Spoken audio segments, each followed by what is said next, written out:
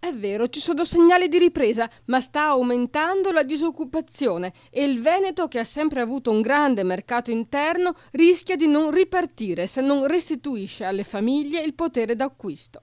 Questa è in soldoni l'analisi di Giuseppe Bortolussi, il più famoso tra i presidenti delle CGA, l'opinion leader conteso dai conduttori dei talk show politici e molto ascoltato da Tremonti quando era ministro. In questi giorni in cui nel mondo dell'edilizia, settore trainante, si ricomincia a sperare, Bortolussi mette in guardia. Questi piccoli segnali sono per un certo verso inficiati dal fatto della disoccupazione. La disoccupazione forse è il segnale più importante dello stesso PIL e la disoccupazione sta crescendo e sta calando l'occupazione, anche questo è un dato importante, magari di poco ma sta calando. Allora il problema è questo.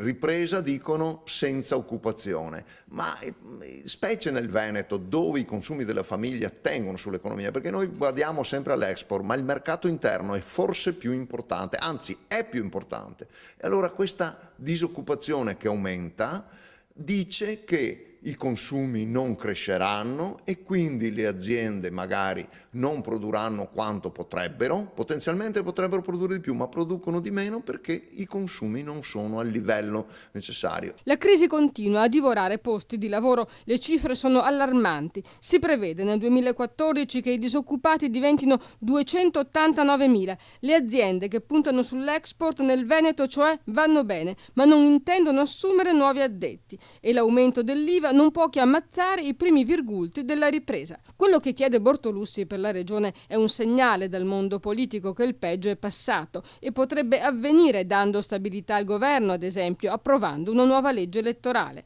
È diventato un mantra che però potrebbe fare breccia, tenendo conto che la nostra regione può farcela. Il tasso di disoccupazione è pari all'8,2% e la media italiana è ben più allarmante, è del 12,2%, ossia il 50% in più. Io credo che il Veneto ha una varietà tale di produzione, ha prodotti che vanno all'estero e vincono nei mercati internazionali, con tutte le difficoltà che ci sono, ma si vede, i dati dicono il primo semestre più 3,6 nel nord-est, con un Friuli che ha alcuni problemi.